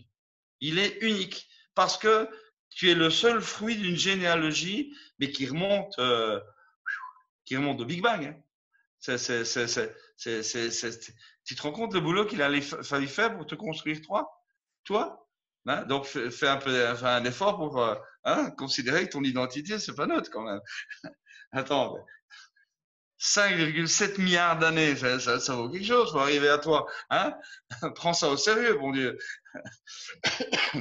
Donc voilà, oui, l'identité c'est pas quelque chose qui est identitaire. Et aujourd'hui, c'est un mot qu'on utilise mal. Quand on dit identitaire, c'est moi je suis comme ça et les gens autour de moi sont comme ça et les autres on n'en veut pas parce qu'ils sont différents. Et tu vois tout ce populisme nationaliste qui est en train de remonter, qui est une lèpre mentale, c'est épouvantable. Ça c'est le mauvais côté de l'identité, c'est dire nous on est comme ça et donc les autres qui ne sont pas comme ça, par définition ils sont méprisables, haïssables. Voilà. C'est pas de ça dont je te parle. Moi, je te parle de l'identité, savoir d'où tu viens. C'est quoi ton chemin? Je vais te raconter une histoire. Et ça m'est arrivé à moi. Donc, à un moment donné, donc moi, je suis polytechnicien, j'ai fait la physique théorique et j'ai eu la chance de pouvoir travailler pendant 20 ans avec quelqu'un qui a eu un prix Nobel qui s'appelle Ilya Prigogine. Et à un moment donné, Ilya, comme ça se passe souvent dans le monde académique, hein, Ilya me donne un bouquin et il me dit, écoute, j'ai promis de parler de ce bouquin la semaine prochaine, mais j'ai pas le temps de le lire. Classique. Si tu peux pas me faire un résumé en une demi-page, ça m'arrange bien. Bon, donc je rentre chez moi le soir avec le bouquin sur le bras et après dîner, j'ouvre le bouquin et ce bouquin m'a pris. Vraiment, il m'a pris. Et le lendemain matin, quand Ilya est arrivé à son bureau à 7 heures, il avait son résumé sur son bureau. Et donc, du coup, il était catastrophé, quoi. Il me dit, ah merde, je me suis mal exprimé, c'était pas urgent à ce point-là, tu as passé la nuit, je suis vraiment désolé. Enfin, et je lui ai dit, ben non, détrompe-toi, c'est parce que je l'ai ouvert hier soir, ce bouquin m'a pris. Et si tu veux, ça a enclenché une réaction de sa part en disant, mais pourquoi? Qu'est-ce qu'il a, ce bouquin? Maintenant, il faut quand même que je te dise, quel est le bouquin en question? Donc, essaye de t'imaginer, on est aux États-Unis, Ilya Prigogine va avoir son prix Nobel quelques années plus tard. C'est quand même, il est nobelisable, quoi. C'est un grand ponte. Hein. Moi qui travaille avec lui, j'ai 23 ans, je sais plus, quelque chose comme ça. Donc je me prends pour forcément le phénix des hôtes de ses voix. Hein. Et donc je dis à Ilya, je lui dis, écoute, ce bouquin s'appelle Le Tao de la physique, qui est un bouquin qui est paru aux États-Unis en 75. Et le Tao de la physique, je vois bien, je travaille quelque part à la pointe de la physique théorique de cette époque-là, mais Tao, pas la moindre idée de ce que ça peut être le Tao. Et puis, je lis le bouquin et je me rends compte qu'il y a un peu plus de 3000 ans, il y a un petit Chinois qui s'appelait Lao Tzu, qui avait vu vachement plus clair que nous et qui avait compris vachement plus de trucs que nous. Donc, tu sais, quand tu te prends pour un grand caïd de la physique théorique, ça énerve, forcément. Et donc, j'ai dit ça à Elia. Et il me dit, écoute, ok, je comprends. Et tu vas faire quoi avec ça? Je dis, je sais pas. Et c'est lui qui m'a dit, écoute, moi, je pense que la meilleure chose que tu as à faire, c'est que tu en parles avec la physique théorique, tu fasses de la philo. Et donc, j'ai fait de la philo. Mais toujours dans le but d'aller trouver, si tu veux, dans les spiritualités, dans l'histoire des spiritualités, la philosophie des spiritualités, d'aller trouver des concepts, comme j'en ai découvert avec le taoïsme, qui pouvaient nourrir le travail de recherche en physique théorique, tu vois. C'était ça la logique.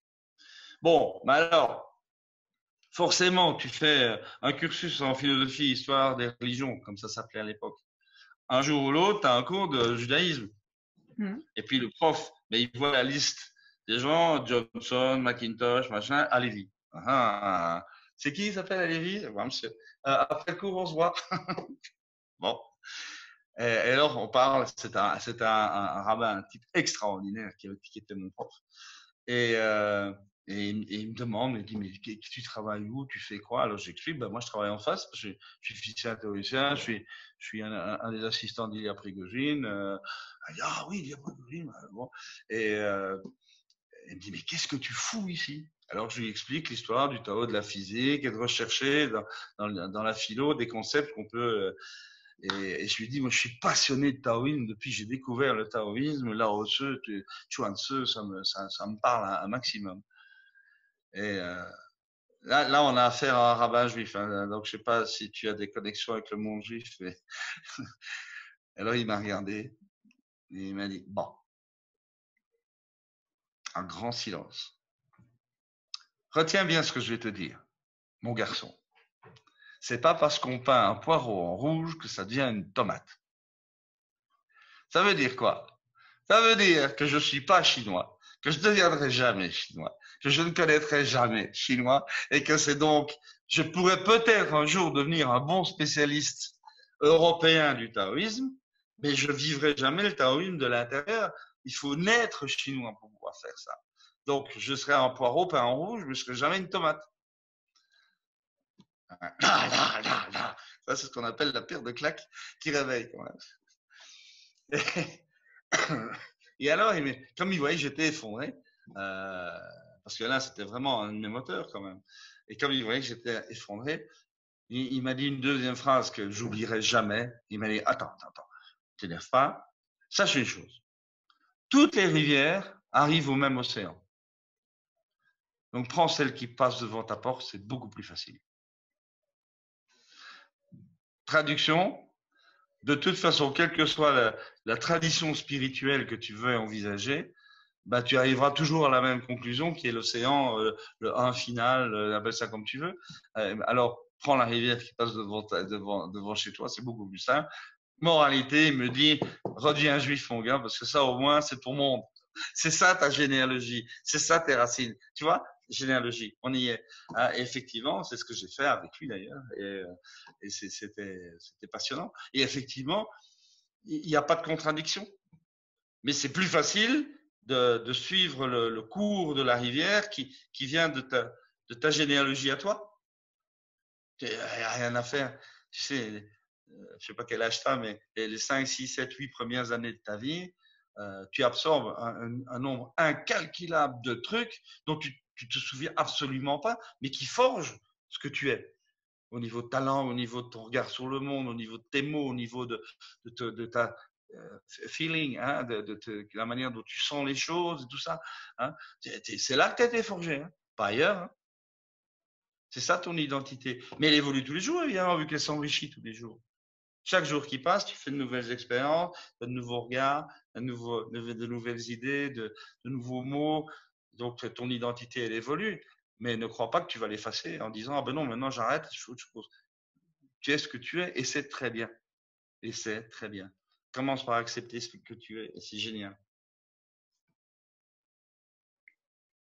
Et alors, pourquoi, à votre avis, c'est très important de savoir qui on est pour savoir ce qu'on veut faire, notre vocation? Parce que tu ne peux pas construire un toit si tu n'as pas les murs avant.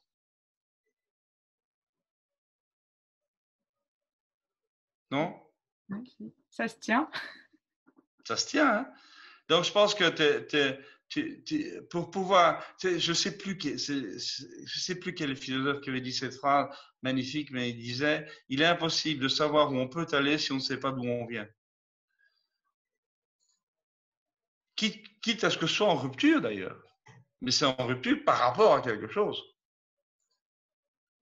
Tu vas pas. Enfin, tu connais Sénèque. Sénèque, c'est C'est ça. oui, tu vois ça? C'est donc un philosophe stoïcien romain et, et, et- ah bon, et qui disait, attends, il n'est nul vent favorable à celui qui ne sait où il veut aller.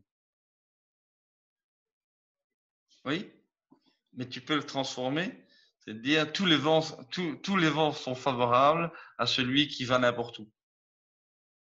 Et ben moi je crois que ça c'est pas une bonne solution de vouloir aller n'importe où. Je crois il faut quelque part avoir un cap de vie, c'est ça la vocation. Et pour avoir un cap de vie et y aller, il faut un bateau, c'est ça l'identité. Donc il faut les deux. Et il faut à la fois une identité qui est la coque du bateau et il faut avoir le cap qui est la vocation. Et puis une fois qu'on a le bateau et qu'on a le cap, à ce moment-là, ben, il faut apprendre à vivre dans le monde réel, avec le vent réel, avec les courants réels, avec les vagues réelles. Et ça, c'est tout le jeu de la vie au quotidien. Il faut les deux. Il faut un cap, il faut un bateau.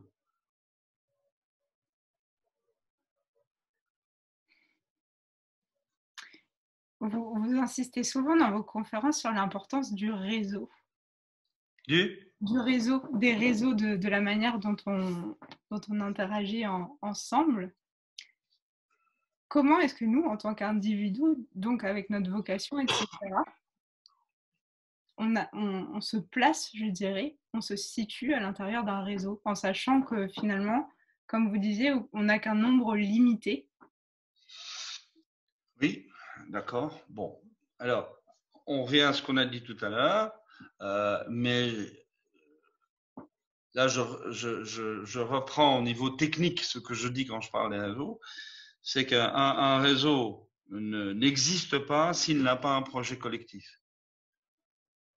Le réseau n'a de sens que s'il donne sens à chacun de ses membres. Donc, autrement dit, un réseau, c'est pas ce qu'on appelle les réseaux sociaux, Facebook ou autre, c'est pas des réseaux, ça. Ce sont juste des connexions, mais des connexions où il n'y a pas d'aspiration commune, il n'y a pas de projet commun derrière. En revanche, dans beaucoup d'entreprises aujourd'hui qui s'organisent en réseau, euh, le réseau ne tient que si tous les membres de ce réseau, si chacune des entités est bien consciente du fait que le fait d'appartenir à ce réseau lui donne des possibilités de s'accomplir mieux et plus loin et plus fort à travers un projet qui est collectif. Donc il faut vraiment voir cette notion de projet collectif comme étant essentielle. Mais on sait aussi la fragilité de la notion de projet collectif. S'il y a trop de membres dans le réseau, le projet se dilue et il devient anodin, il devient banal, il devient voire même complètement passif ou inactif en tout cas. Donc voilà, et c'est la gestion d'un réseau, c'est quelque chose qui est extrêmement subtil à ce point de vue-là.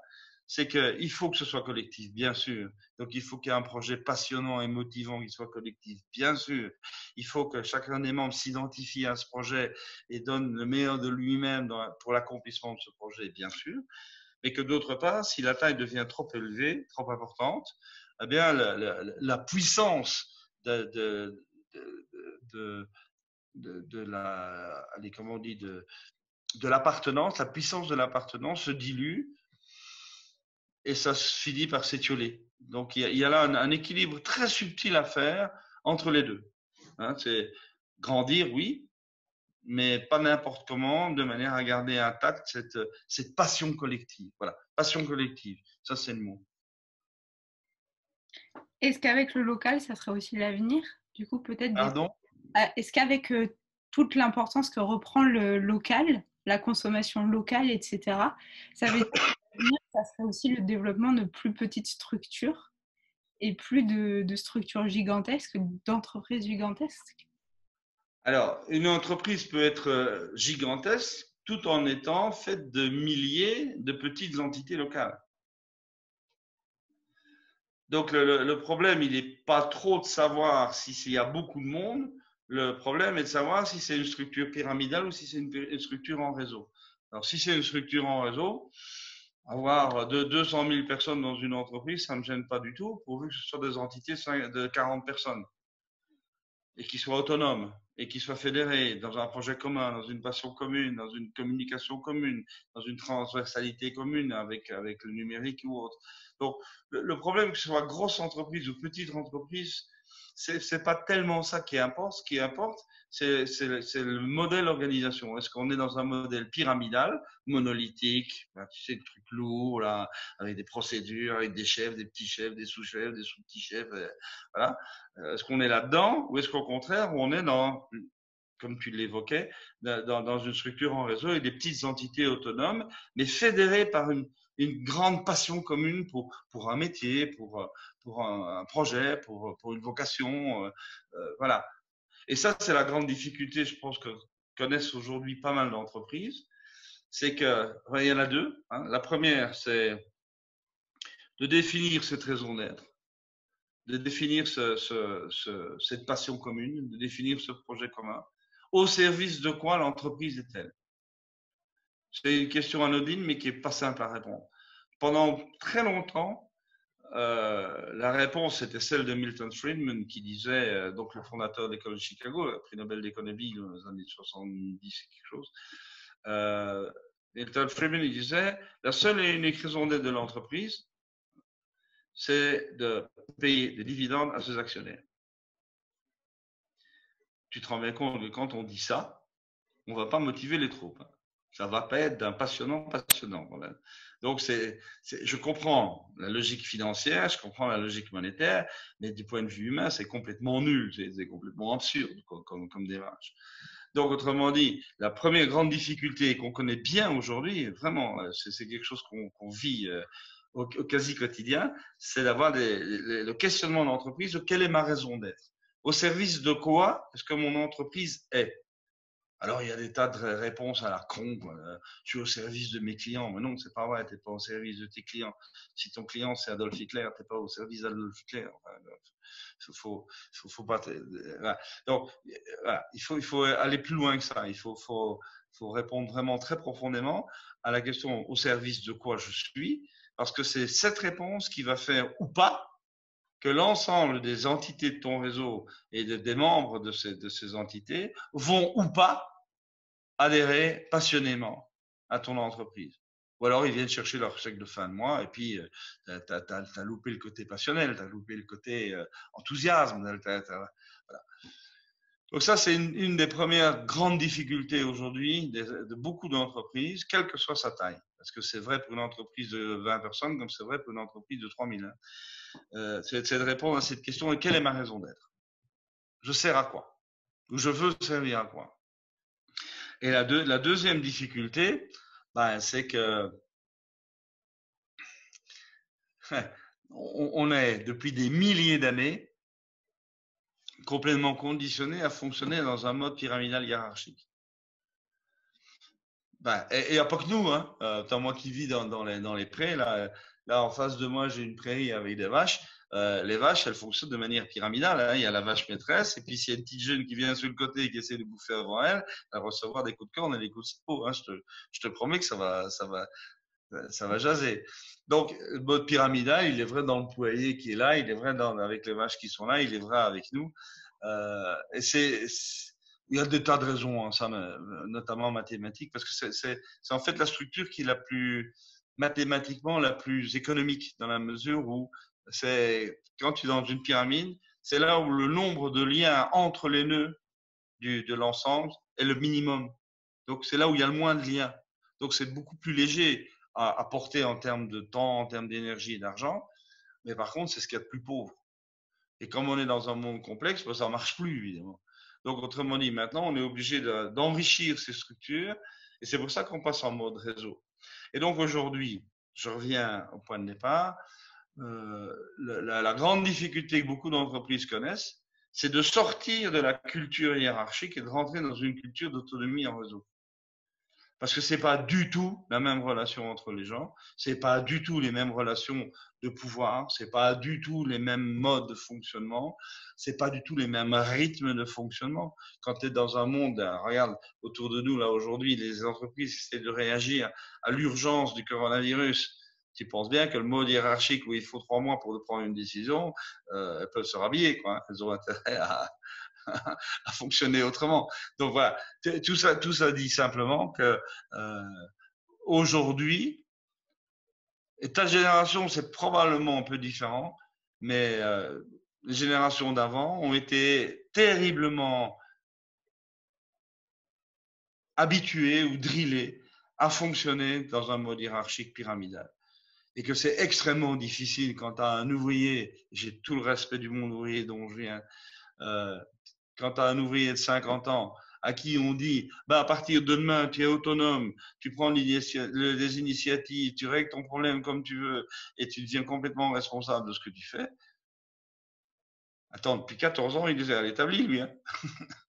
Donc, c'est pas comme ça qu'il fonctionne. Donc voilà, il y a des tas de résistances culturelles bien légitimes qu'il va falloir surpasser. Et il faut du temps. Encore une fois, il faut du temps. Passer d'une culture à une autre, ça se fait pas par décret. On va pas décider demain matin, tout le monde fonctionne comme ça. Ah ben non, c'est pas comme ça que ça fonctionne. Donc, il va falloir un peu de temps, je pense. Mais encore une fois, tu vois, revenons au présent et à la crise du présent. Ce genre de crise que nous vivons pourrait être un accélérateur de changement de mentalité. Disant, OK, maintenant, dans l'urgence, on voit bien que ça marche pas. On voit bien que ça marche pas l'hiérarchique. On voit bien que ça marche pas la bureaucratie. On voit bien que ça marche pas les procédures. Et il faudra bien fonctionner autrement. Et donc, quelque part, de deux choses une, on revient encore à ce qu'on disait tout à l'heure. Ou bien, ben, les choses vont se résoudre jusqu'à le front. Et puis, on va oublier. Ou bien les choses vont se résoudre et on va se dire, ah, il y a quand même une ou deux leçons à retirer de cette affaire-là et on va peut-être plus fonctionner comme avant. Ça, c'est bon vœu à moi, mais c'est jamais qu'un vœu. C'est l'idée finalement que par exemple le télétravail qu'on a trouvé comme solution à la crise qu'on est en train de vivre, ça peut être le germe qui va donner un nouveau modèle peut-être de travail ou une nouvelle forme. J'y crois beaucoup. J'y crois beaucoup. Je pense qu'effectivement, le fait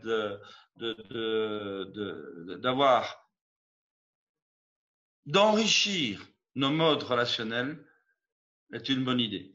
Je veux dire, attends, je vais être très clair là-dessus. Le fait de travailler avec quelqu'un dans le même bureau et de lui parler est un mode relationnel. Le fait de faire du télétravail, pardon, est un autre mode relationnel. Et il y en a probablement encore 3, 4, 5, 10 autres. Moi, ce que je voudrais, c'est qu'on enrichisse notre panoplie de modes relationnels. Et je ne voudrais pas que demain matin, on dit, ah ben ok, on a compris, on fait plus que du télétravail. On fait plus que communiquer avec des SMS ou avec un écran. Je pense qu'il faut garder la plus grande richesse possible au niveau relationnel. Parce qu'il n'y a rien à faire. La relation qu'on a avec un écran, elle est charmante, elle est sympa, tout va bien, mais c'est un autre mode relationnel que si on était dans ma cuisine en train de boire un coup et en train de discuter. C'est pas la même chose. Alors, je dis pas que l'un est mieux que l'autre. Je dis simplement que ce serait dommage d'appauvrir notre panoplie de modes relationnels alors qu'on est justement au moment où la technologie permet de l'enrichir. C'est clair ce que je raconte ou pas? Je pense, oui. Ne pas tomber dans l'écueil de devenir en fait mono-solution. Oui, voilà. Ouais. Je pense que 100% de télétravail, ça va être épouvantablement sclérosant. Parce que tu perds tout le reste, quoi. Il y a aussi cette complicité et il y a aussi cette, enfin, tout ce qui fait le clin d'œil, enfin, qui passe pas en télétravail ou plus difficilement. Donc, voilà. Je répète ce que je te dis, hein, c'est que aujourd'hui, les études ont été faites, c'est que si tu veux garder un esprit d'équipe, c'est-à-dire une cohésion entre des gens par rapport à un projet commun, ce qui était bien ton souci plusieurs fois, hein, il faut garder de l'ordre de 60 à 70. Pardon, il faut pas que le télétravail, donc la relation numérique, excède 60 à 70% du temps. il faut toujours garder entre 30 et 40% d'autres modes relationnels pour garder cette complicité, cette passion commune. Ça, c'est très, très clair, ça. Je l'ai dit, et là où tu as mais 1 milliard de fois raison, et ça va que s'accélérer, je crois, c'est que le télétravail n'est même plus une question pour demain. C'est une évidence. C'est une évidence. Avec des difficultés non négligeables. Tu es française, toi. Ouais. Tu sais qu'en France, tout le droit du travail est basé sur le contrat d'emploi. Et que le contrat d'emploi a 3 caractéristiques fondamentales du point de vue juridique. C'est le lien de subordination, c'est les horaires de travail et c'est le lieu de travail. Dès le moment où on est dans un mode de télétravail, le lien de subordination devient extrêmement lâche. Il n'y a plus d'horaire de travail, il n'y a plus de lieu de travail. Donc, ça veut dire que la notion même de contrat d'emploi salarié s'effondre. Et ça fait paniquer tous les juristes parce qu'ils disent, si on va de plus en plus vers le télétravail, c'est tout le droit du travail qui s'effondre. Donc, ça veut dire qu'il n'y a plus de salariés, il n'y a plus de salariat. On n'est plus du tout dans ce genre de relation-là. D'ailleurs, je ne sais pas si les gens de ta génération, il y en a de plus en plus qui refusent d'être salariés. Et non, moi je veux pas de contrat d'emploi. Moi, je suis freelance ou je suis auto-entrepreneur ou 1 milliard de combinaisons possibles. Et moi, l'emploi salarié, contrat à durée indéterminée, moi, j'en veux pas. Il y en a de plus en plus comme ça. Ce que je comprends. Ce que je comprends volontiers. J'ai été salarié pendant 6 mois dans ma vie. Je comprends bien. Mais ce que je veux dire, c'est que le fait de passer au télétravail rend caduques les fondamentaux du droit du travail et oblige nécessairement, non seulement dans la vie de tous les jours, mais juridiquement, institutionnellement, constitutionnellement, oblige à revoir, mais radicalement, la relation entre une personne et son travail et son employeur. Enfin, c'est plus un employeur, et son client. Tu vois, et donc, il y a là quelque chose qui est une révolution dont on ne parle pas trop, mais dont beaucoup de juristes et beaucoup de gens en RH sont parfaitement conscients. Alors, ils n'en parlent pas parce qu'ils se disent, le jour où ça pète, oulala, on va devoir tout remettre à zéro, on va devoir mettre tous les compteurs à zéro, ça va être un bordel pas possible. Mais quelque part, c'est inévitable. Tu peux pas faire du télétravail avec une obligation de présence. Par définition. Hein? Donc, ça marche pas, quoi. Donc, je pense que là aussi, on est parti pour une belle révolution. Et vous avez employé plusieurs fois le terme de complexe. Souvent, à l'oreille, quand on entend complexe, ça sonne difficile. Alors, oui. Il me semble que vous l'entendez peut-être plus au sens d'enrichissement. Je ne sais pas. T'as le temps là, parce qu'on va y passer la nuit avec la complexité.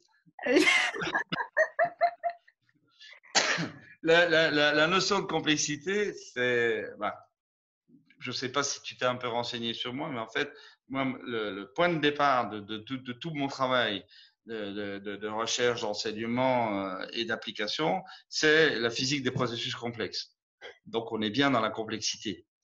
Alors, te parler de la complexité, je peux faire pendant 72 heures sans aucun problème. On va peut-être pas faire ça pendant 72 heures. Disons que, qu'est-ce qu'on peut dire?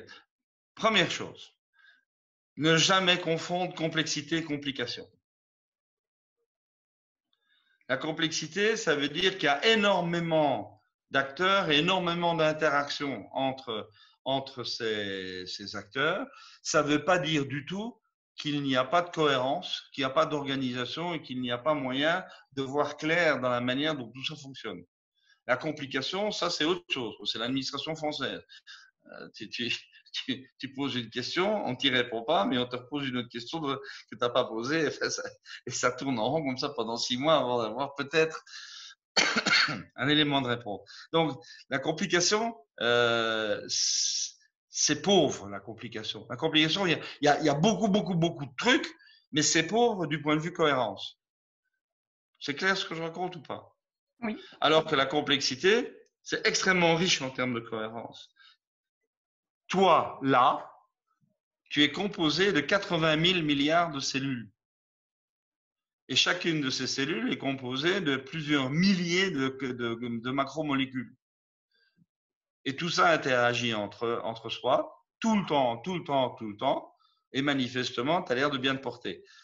Donc, ça veut dire quoi? Ça veut dire que tu es un être vivant extrêmement complexe, avec énormément de composants qui interagissent de milliards de manières différentes. Il n'empêche que tu es quelqu'un qui est une personne cohérente, tu tiens ensemble, tu fonctionnes, tu as des organes qui fonctionnent, enfin, qui fonctionnent comme on leur demande, etc., etc., etc.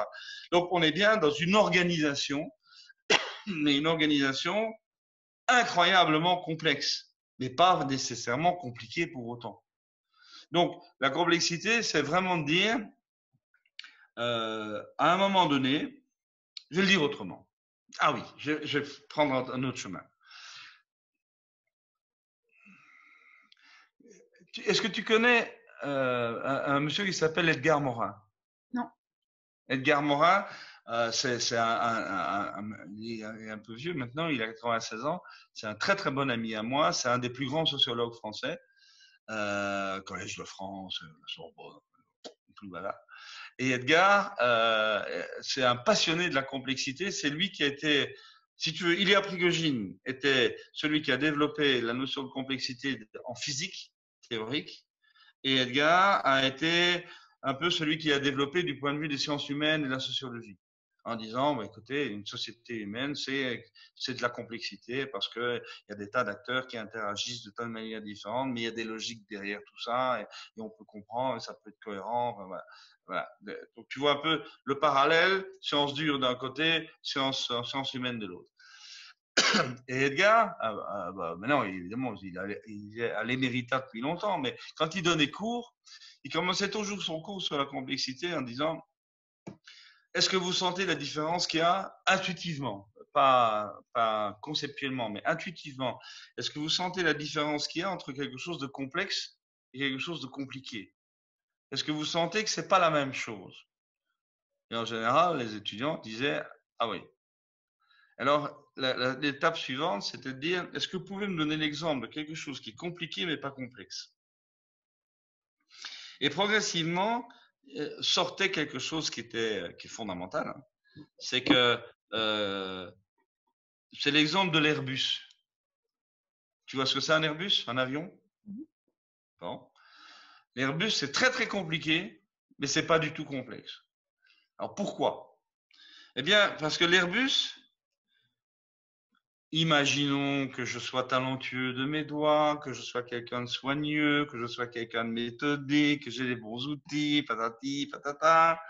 L'Airbus, on me le met là sur la cour, je peux le démonter complètement, tu es d'accord? Et je vais avoir toutes les pièces de l'Airbus qui vont être étalées sur la cour. Et comme je suis méthodique, habile de mes doigts, etc., je vais pouvoir remonter l'Airbus. Et je vais pouvoir reconstituer complètement l'Airbus. Et l'Airbus, après remontage, sera parfaitement identique à l'Airbus avant démontage. Mais ça m'a pris un temps fou parce que c'est très compliqué. On est OK? Ça, c'est quelque chose qui est très compliqué, mais qui n'est pas du tout complexe. Il est remontable, enfin démontable et remontable. Donc, il est, dans mon vocabulaire à moi, il est réversible. Démontable, remontable. En revanche, si on veut maintenant aller de l'autre côté et dire est-ce qu'on peut trouver un exemple de quelque chose qui est complexe, mais pas du tout compliqué, ben, le plus bel exemple que moi j'ai trouvé, c'est la mayonnaise. La mayonnaise, mais il y a beaucoup de molécules, elles interagissent beaucoup entre elles, mais il n'y a rien de plus simple. C'est du jaune d'œuf, c'est de l'huile, c'est de la moutarde, à peu près à bonne température. Tu touilles à peu près convenablement, elle prend ou elle prend pas. Ça, c'est un des problèmes de la complexité, c'est que c'est pas déterministe, donc on ne sait pas si ça va prendre ou pas.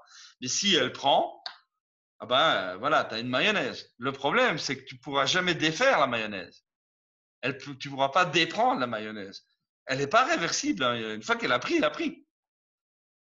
Tu peux pas faire tourner ton batteur dans l'autre sens, ça va pas faire de la moutarde d'un côté, du jaune d'œuf de l'autre et de l'huile de l'autre côté. Ça a pris, ça a pris. Quand tu cuis des nouilles, tu peux pas les décuire. Quand tu cuis une tarte aux pommes, tu peux pas la décuire. Quand tu fais griller un steak, tu peux pas le dégriller ton steak. C'est irréversible tout ça. Ça te va? Mhm. Donc ça veut dire que je suis en train de te dire que la grande différence entre le compliqué et le complexe, c'est que le compliqué, il est réversible parce qu'il est mécanique, en fait, il est démontable, il est remontable, alors que le complexe, il n'est pas forcément compliqué du tout. La mayonnaise, il n'y a rien de plus simple. Mais une fois que ça a pris, ça a pris.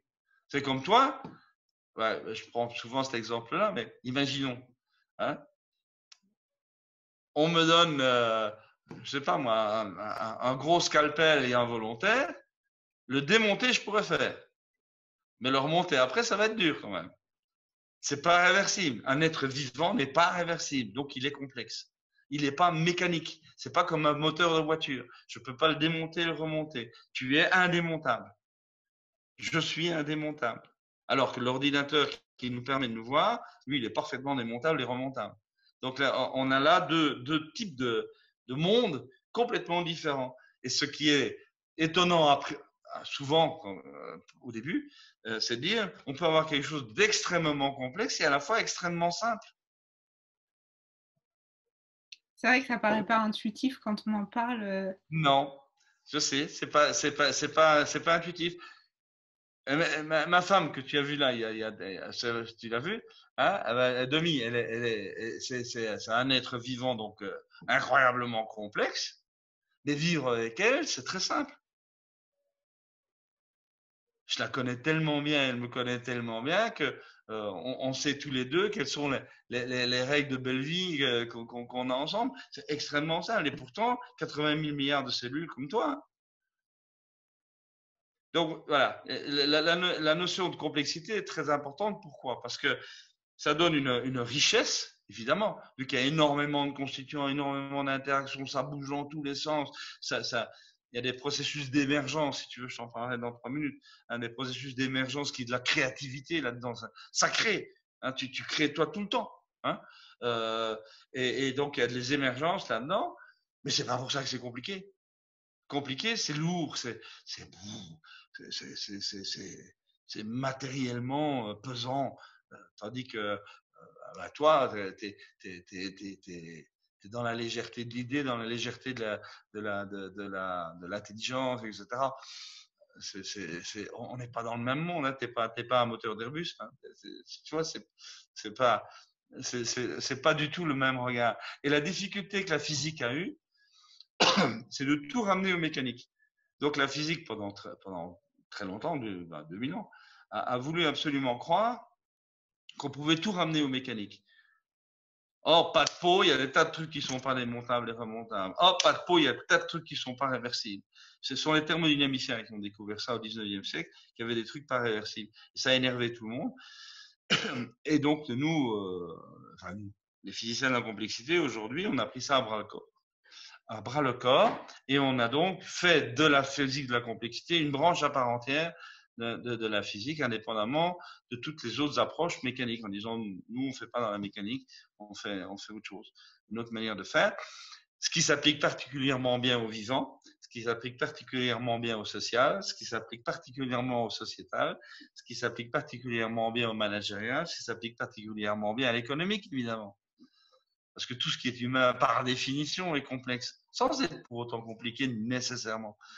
Et donc, on a là un champ d'application que moi j'exploite depuis 40 ans.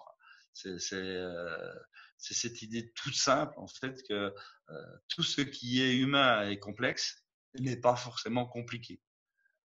L'administration française est compliquée, ça oui. Là, on est d'accord.